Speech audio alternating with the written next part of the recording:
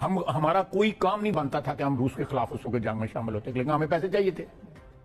انہوں نے ہمیں کو پیسے آفر کیے، پھر ہم نے ان کو کہا کہ یہ پینٹس ہیں، پھر انہوں نے ہماری بولی زیادہ لگائی، ہم اس جنگ میں شامل ہو گئے جو روس کے خلاف جنگ تھی، اور ہم نے اس کو جہاد قرار دے دیا.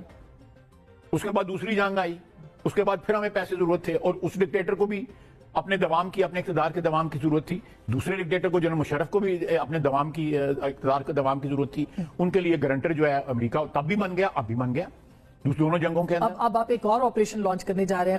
اور تیسری کرائے پر، کبھی جنگ کرائے پہ لیتے ہیں، جیسے خواجہ آصف نے کہا. کرائے پہ؟ بالکل جنگ کرائے پہ ہوتی ہے؟ بالکل. آپ خواجہ، میں نہیں کہتا ہوں، آپ کا وزیر دفاع کہہ رہا ہے.